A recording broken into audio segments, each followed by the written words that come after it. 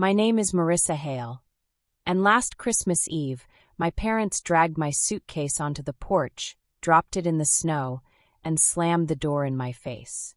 My sister leaned against the doorway with that smug little smile and said, "You deserve this." I walked through Boston's Back Bay in the freezing wind, trying not to fall apart. I curled up beneath a flickering train station lamp, thinking the night couldn't get any worse. Then a barefoot woman, shivering, purple-faced, collapsed beside me. Before she even opened her eyes, she whispered my name. But the real nightmare, or miracle, began an hour later, when a fleet of black BMWs rolled up to the platform, all engines humming. If you're watching this and you're not subscribed yet, careful. Stories like this come out of nowhere. And the next twist, you'll want to hear it before anyone else does. If you still don't want to subscribe, tell me in the comments, why risk missing what happens next? You want to know what wealth really looks like. It's not the money. It's the way people with money convince themselves they're good people while they destroy you with a smile on their faces. The Hale family home in Wellesley. God, you should have seen it that Christmas Eve. Twinkling lights wrapped around every column. A wreath on the door that probably cost more than most people's rent. Inside, the dining room table stretched out like something from a magazine spread. Crystal glasses catching the candlelight. China plates that had been in the family for generations. My mother's pride and joy. And me. I was sitting there, fork trembling in my hand, watching my entire family pretend everything was perfect. But it wasn't perfect. Nothing about that night was perfect. Because I knew something they didn't think I knew. I knew what my sister Brielle had done. She stole from me. Not money, though God knows she would have if she thought she could get away with it. No, she stole something worse. She forged letters. Professional letters of recommendation. Letters that were meant for me, for an internship I had earned, that I had worked my ass off to earn. And she twisted them, rewrote them, submitted them under her own name. My internship. My opportunity. My future. Gone. So that night, with everyone gathered around that perfect table, their faces glowing with wine and self-satisfaction, I told them. I said it out loud. I exposed her. You know what I expected? I expected shock. Outrage. I expected my parents to demand an explanation, to ask Brielle how she could do something so despicable to her own sister. That's not what happened. Brielle didn't even flinch. She just smiled, that horrible, smug little smile, and reached into her purse. She pulled out a notebook. My notebook. My journal. The one I kept hidden in my room. The one where I wrote things I would never say out loud. Private thoughts. Pain. Anger. Things I was ashamed of thinking. And she read it. Right there at the dinner table. She read my words, my private fucking words, out loud to everyone. My cousins. My aunt and uncle. My parents. She made me sound pathetic. Jealous. Bitter. Like I was some sad, delusional girl who couldn't accept that her sister was better than her. I watched their faces change. I watched them shift in their seats, uncomfortable but not for the reason I needed them to be. They weren't uncomfortable because Brielle had violated my privacy. They were uncomfortable because I had embarrassed them. Because I had made a scene. Because I had dared to call out the golden child. Not one of them defended me. Not one. My father, Charles Hale, the man who taught me to shake hands firmly, to look people in the eye, to never back down, looked at me like I was dirt on his shoe. He stood up, his chair scraping against the hardwood floor, and he pointed toward the door. "Leave," he said. Just like that. One word. Cold. Final. I looked at my mother. Vivian Hale, who used to braid my hair when I was little, who used to tell me I could be anything I wanted. She shrugged. Actually shrugged. Like I was a problem she didn't have time to solve. "Consequences, Marissa," she said, as if I were a child being sent to bed without dinner. Consequences. For what? For telling the truth? For being the one person in that house brave enough to call out the lies? I stood up. My legs were shaking so badly, I thought I might fall. I walked upstairs, and I could hear them behind me already moving on, already laughing about something else. Like I didn't exist. Like I had never existed. I locked myself in the bathroom. I sat on the cold tile floor, and I stared at the wall, and I cried. Silent, ugly tears that made my chest hurt. My hands wouldn't stop shaking. Have you ever stood in a room full of people and realized you were completely alone? Not just physically alone, but alone in a way that makes you question if you ever mattered to anyone at all. That's what that night felt like. I kept thinking about my Aunt Danielle. She died 3 years before that Christmas. She was the only one who ever really saw me. She used to tell me, "You're not the fragile one, Marissa." They are. They just don't know it yet. At the time, I didn't understand what she meant. But sitting on that bathroom floor, I started to. They dragged my suitcase out onto the porch. I heard the thud of it hitting the wood. Then the door slammed. I stood outside in the snow, in the freezing December wind, and I watched through the window as they went back to their dinner. Laughing, passing the wine, like nothing had happened. My sister waved at me through the glass. Waved, like she was saying goodbye to a friend. I walked away. I didn't have a plan. I didn't have anywhere to go. I just walked. And here's the thing no one tells you about being abandoned. It's not just about being left.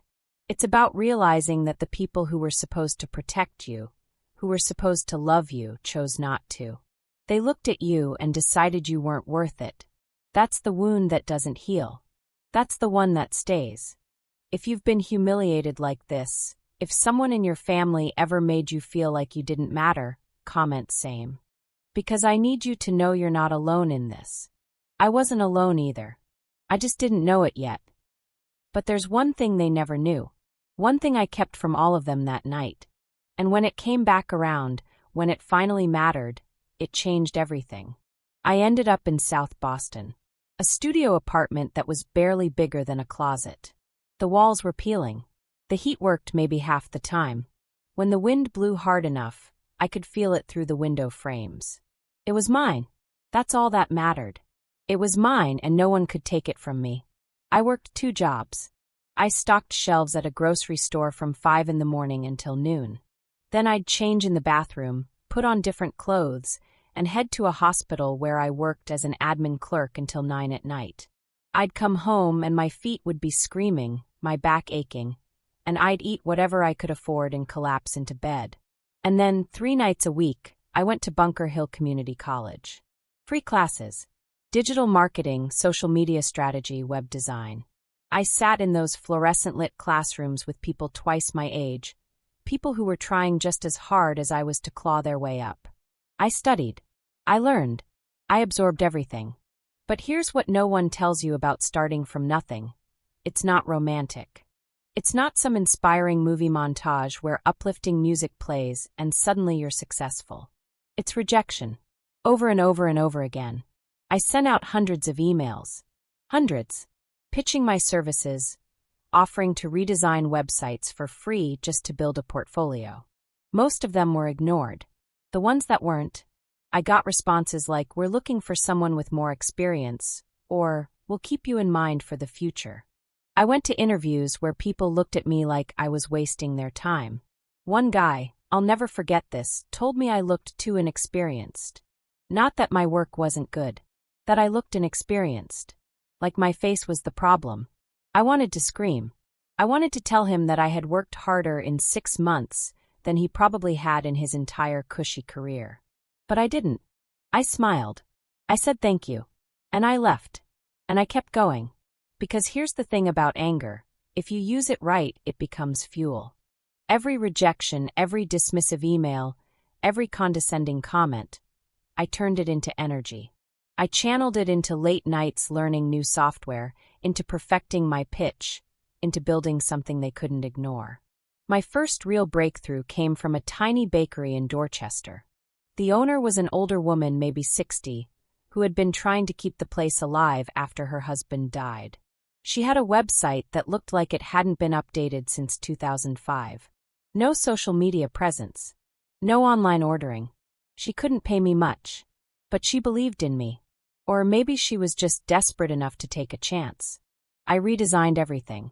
New website, Instagram account, Facebook ads. I wrote copy that told her story. The story of a woman honoring her husband's legacy by baking the recipes he loved.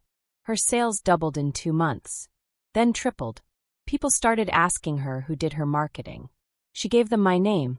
That's how it started. 1 client became 2. 2 became 5. 5 became 10. I launched Hale Digital Strategies. Just me. A laptop. And the anger of a girl who had been thrown away by the people who were supposed to love her. I disappeared from my family's radar. I blocked their numbers. I avoided any place I might run into them. I didn't want their pity, and I sure as hell didn't want their approval. I didn't need them anymore. She had no idea this tiny win would destroy someone years later. But we'll get to that. Would you have kept going? Or would you have quit? Tell me in the comments. Because I want to know who's really watching this. Who's really paying attention. 3 years later, I wasn't in South Boston anymore. I had an office. A real office. Not some shared workspace or a coffee shop table. A floor in a building overlooking the Charles River. Glass walls. A view that stretched all the way to Cambridge. My name was on the door. Marissa Hale. Founder. CEO. I had clients in Boston's Seaport Tech Hub. Startups that were raising millions. Established companies that needed a rebrand. I had a team. People who worked for me, who respected me, who didn't care where I came from or what my family thought of me. I moved into a modern apartment in Beacon Hill. Hardwood floors. High ceilings. A kitchen I actually cooked in. I'd stand at the window with my coffee in the morning and watch the city wake up, and I'd think about that Christmas Eve. About the girl who sat on a bathroom floor crying. She felt so far away, like a different person. I got featured in a magazine. The quiet strategist behind Boston's fastest-growing brands. They took my photo in my office, the river glittering behind me. They asked me about my journey, and I told them a version of the truth. The sanitized version. The one that didn't mention being thrown out of my family's house like garbage. I still hadn't spoken to any of them. Not a word in 3 years. And, you want to know something? I didn't miss them. Not even a little. Because here's what success does. It clarifies everything. It shows you who you really are when no one's watching. When no one's cheering you on. When you have to build yourself from nothing. And I did that. I built myself.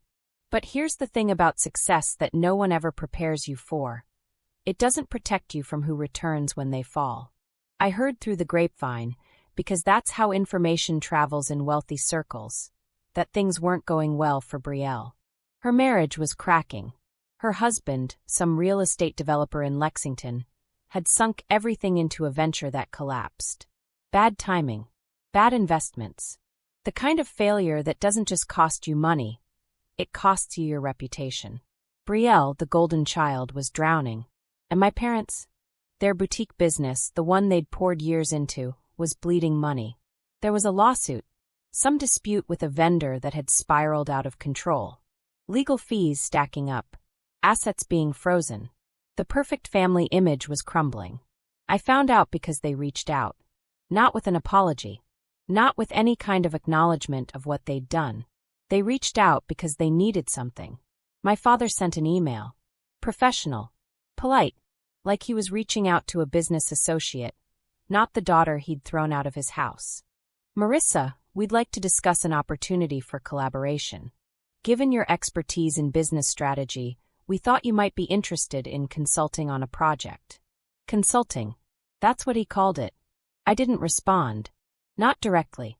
I had my assistant send a reply. Short. Cold. Ms. Hale only accepts professional inquiries through her official channels. Personal matters are not addressed through this office. I could imagine his face when he read that. The confusion. The anger. The realization that I wasn't the same girl he'd dismissed 3 years ago. They tried again. My mother this time. A voicemail. Her voice was strained, desperate in a way I'd never heard before. Marissa, please. We need to talk. This is important. Family is important. Family. Now it was important. Now, when they needed something, family mattered. I deleted the voicemail. Brielle sent a text. Can we talk? I know things ended badly, but we're still sisters. Sisters. The same sister who read my journal out loud to humiliate me. The same sister who smiled as I was thrown out into the snow. I didn't respond to her either. Their desperation grew. I could feel it even from a distance. The phone calls increased. The emails became more urgent. They were spiraling and they knew it. And me. I kept working.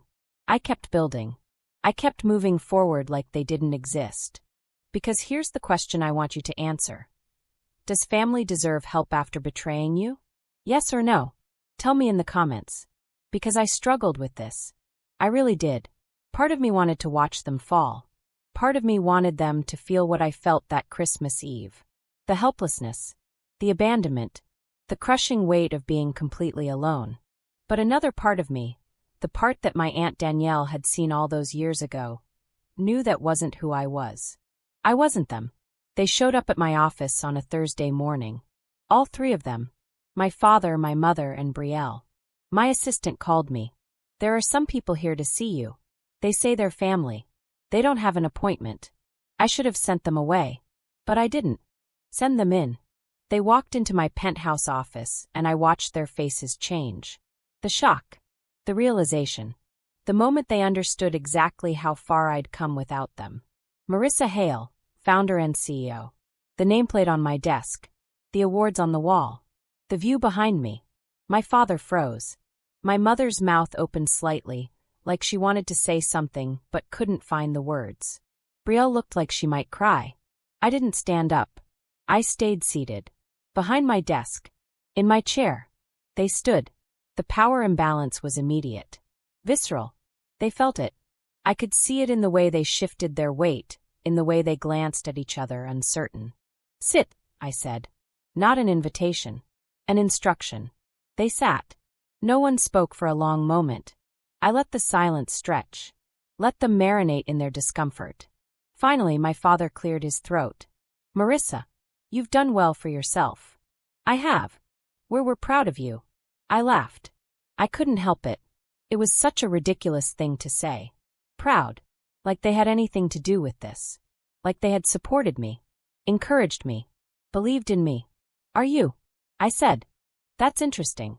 Because 3 years ago, you threw me out of your house. On Christmas Eve. In the snow. You told me to leave, and you didn't look back. My mother's eyes filled with tears. Performative tears. The kind she used when she wanted sympathy. We were angry, she said. You embarrassed us in front of the family. You. I told the truth. I said, cutting her off. My voice was calm. Steady. Brielle stole from me. She forged letters. She took an opportunity that was mine. And when I exposed her, she humiliated me. She read my private journal to everyone. And you, both of you, threw me out. Brielle was crying now. Real tears, maybe. Or maybe just the same manipulation she'd always been good at. I'm sorry, she whispered. I was horrible. I was jealous and I was cruel, and I'm so sorry. I looked at her. Really looked at her. The golden child. The favorite. The one who had everything handed to her and still felt the need to take more. She looked small now. Broken. Part of me felt something. Not pity exactly. But something close to it. You were jealous, I said. Of me. She nodded. You were always so capable. So determined. I felt like I was living in your shadow, even though everyone treated me like I was special. I knew I wasn't. Not like you. It was almost funny. All those years I thought she had everything. And she thought I did. My father leaned forward. We made a mistake, Marissa. A terrible mistake. And we're asking, begging for your help. We're in trouble. Real trouble. And we don't have anyone else to turn to. There it was. The real reason they came. Not to apologize. Not to reconcile. To ask for help. I leaned back in my chair. I looked at each of them. These people who had shaped my life, who had wounded me so deeply I didn't think I'd ever recover. And I thought about that girl on the bathroom floor. The one who believed she was nothing. She wasn't nothing. She never was. I'll help you, I said. Relief washed over their faces. But not the way you think. The relief turned to confusion. But the moment I told them my terms, everything changed. I drafted a contract. A real one. Legal. Binding. Airtight. I restructured their business. Put it under my company's umbrella. I injected capital. I brought in my team to audit their finances, renegotiate their deals, handle their lawsuit. But here were my terms. I controlled the business.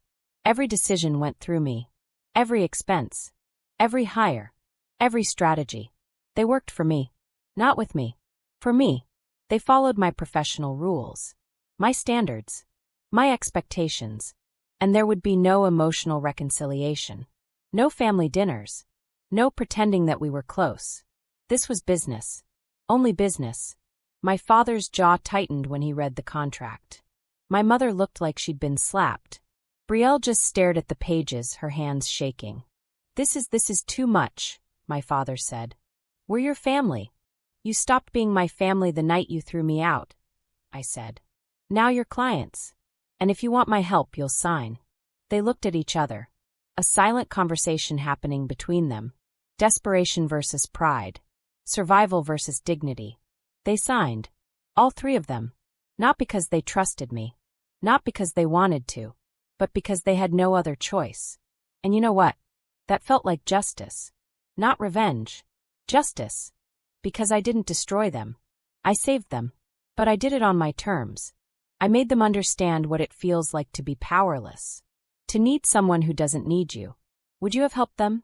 Or would you have watched them fall? Tell me. Yes or no. Comment below. Because here's the truth. Part of me wanted to let them crash. Part of me wanted them to feel every ounce of pain they'd caused me. But I didn't. Because I'm not them. And that's the difference. 3 months later, I walked along the Charles River at night. The water was calm. The lights from the city reflected on the surface, shimmering like something out of a dream. I thought about that Christmas Eve. The snow. The cold. The feeling of being completely, utterly alone. I thought about the barefoot woman who collapsed beside me at the train station. The one who whispered my name before she even opened her eyes. The black BMWs that rolled up an hour later. That's a story for another time. A story that connects to all of this in ways you wouldn't believe. But for now, I want you to understand something. The night they abandoned me was the night I stopped abandoning myself. I stopped waiting for permission. I stopped waiting for approval. I stopped waiting for them to see me, to value me, to love me. I became the person I needed. And that's the only reason I survived. My family works for me now. They show up at my office. They follow my rules. And sometimes when I see them sitting in the conference room, waiting for me to approve a decision, I think about that girl on the bathroom floor. I wish I could tell her that it gets better, that the pain doesn't last forever, that one day, she'll sit in an office with her name on the door, and the people who hurt her will need her more than she ever needed them. But I can't go back. None of us can. All I can do is keep moving forward. Keep building. Keep proving that the girl they threw away was never garbage. She was gold. They just didn't know how to see it. Stay with us. Stories like this happen every day, and you don't want to be the one who finds out last. Subscribe. Stay close. Because what happens next? You're going to want to hear it. And if you're still not subscribed, tell me why. Tell me in the comments. What's stopping you from joining us? Because I promise you, the next chapter is even darker. And you won't want to miss it.